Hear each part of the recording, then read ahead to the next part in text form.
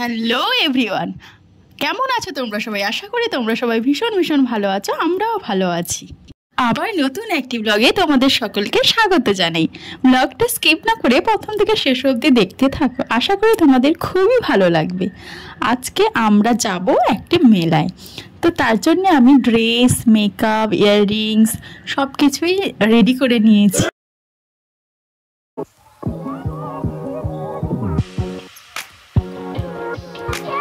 দেখো এখন রেডি হয়ে বেরিয়ে পড়েছি।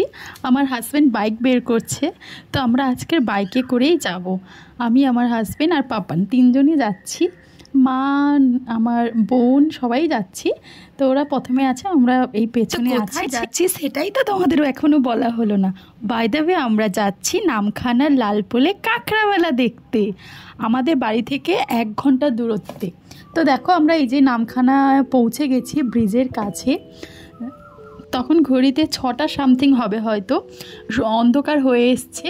দেখো একটু একটু একটু আলো আছে, পুরো অন্ধকার হয়নি, গোধূলি বেলা। আমরা নামখানায় ব্রিজের উপর দিয়েই যাচ্ছি, তো অনেকটাই চলে এসেছি, আর কিছুটা বাকি আছে। ওই কয়েকটা 2-3টে স্টপেজ হবে হয়তো, আমার অতটা খেয়াল নেই। 2-3টে স্টপ। এই গোধূলি বেলায় বাইকে করে ব্রিজের উপর দিয়ে যাওয়ার অভিজ্ঞতাটা অপরূপ ছিল।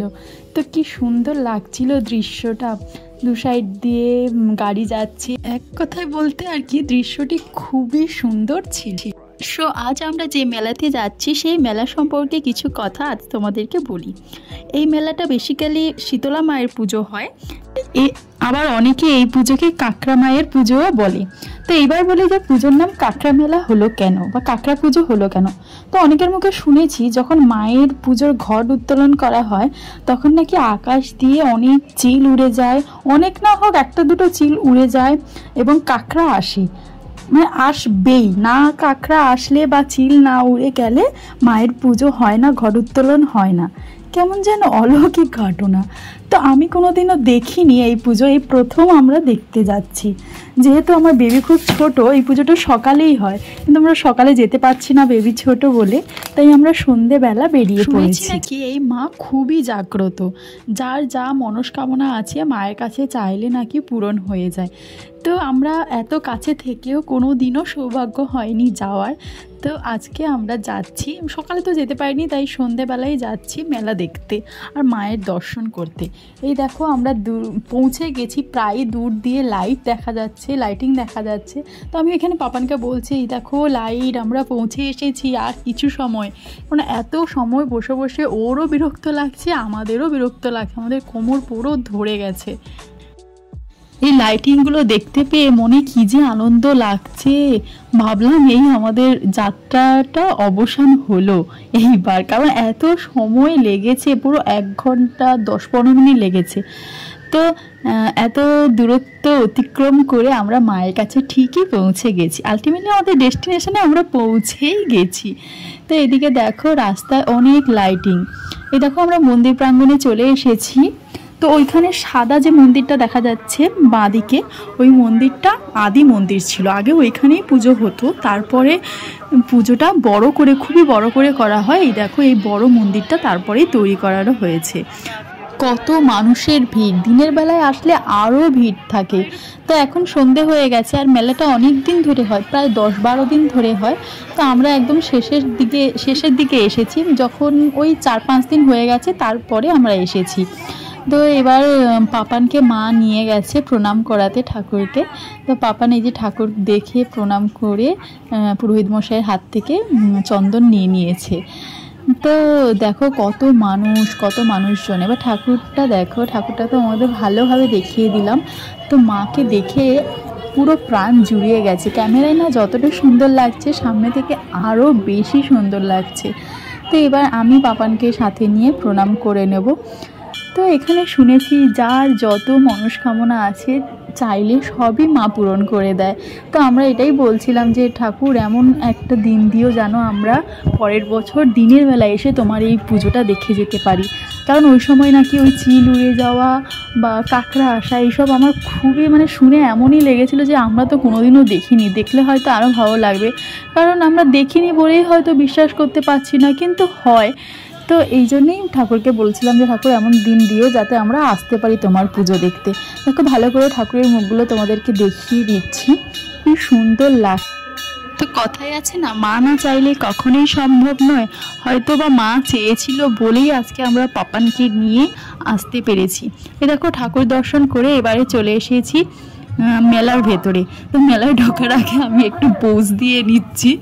তো লেটস গো, আমরা এবার মেলার ভেতরে ঢুকেই প্রথমে দেখতে পেয়ে গেছি জিলাপি। জিলাপি দেখেই তো খেতে ইচ্ছে করলো, কিন্তু ভাবলাম যে প্রথমে মেলাটা আমরা ঘুরে আসি তারপরে খাবো, কারণ অনেক বড় মেলা।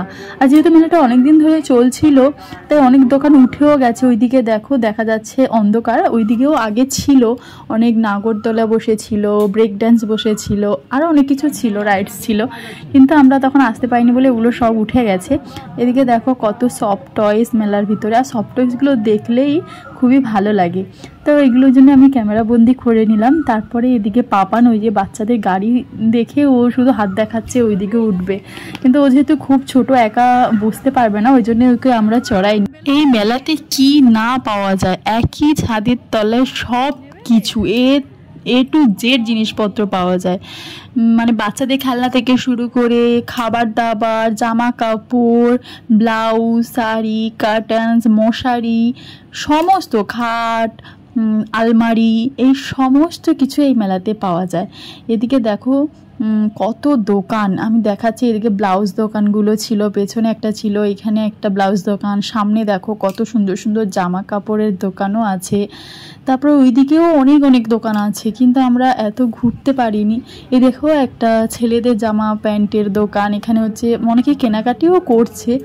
তো আমরা আরও সামনের দিকে এগিয়ে যাচ্ছি। এদিকে খাবার দেখে পুরো খেতে ইচ্ছে হচ্ছে, কিন্তু পাপান যেহেতু ছোট, আমরা খেলে ও খেতে চাইবে, ওই জন্য আমরা খাইনি। ওর শরীরটাও ভালো নেই, ওর হচ্ছে কয়েকদিন ধরেই কেমন অ্যাসিডিটি হয়ে আছে, ওই জন্য ওকে দিলাম না, আমরাও খাইনি আর ওকেও দিইনি। এই দেখো কত ব্লাউজ।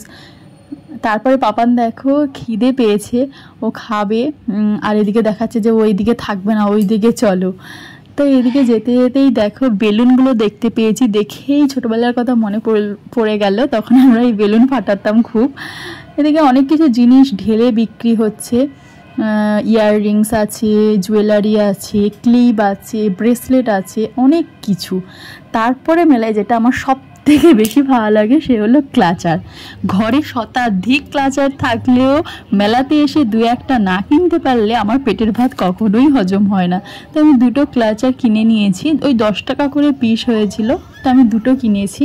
দেখো আরও ভালো করে দেখাচ্ছি তোমাদেরকে, কত কিছু মেলায় পাওয়া যায়, একটা দোকানের মধ্যে কত কিছু, ব্যাগ, বাচ্চাদের খেলনা, ইয়াররিংস, হাতের ব্রেসলেট। তারপরে চলে এসেছি আরেকটা দোকানে, যেটা দেখলে মেয়েদের তো আর বলারই কথা না।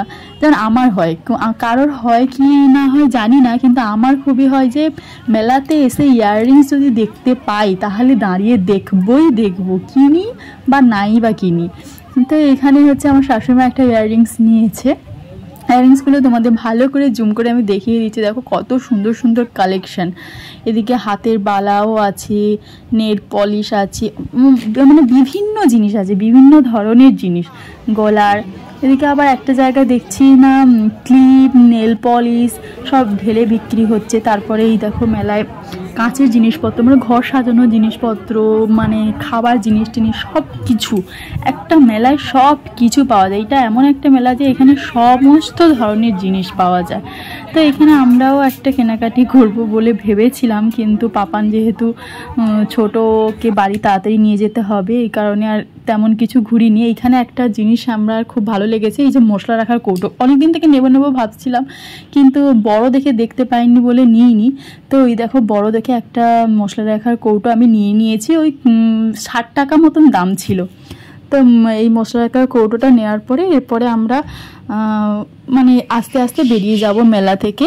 তো যেতে যেতে দেখতে পেয়েছি কত রকমের ফটো, বিভিন্ন ঠাকুরের ফটো, বাচ্চাদের ফটো, বিভিন্ন ফটো ফ্রেম আছে। তারপরে এদিকে বাচ্চাদের জামা কাপড়ও আছে।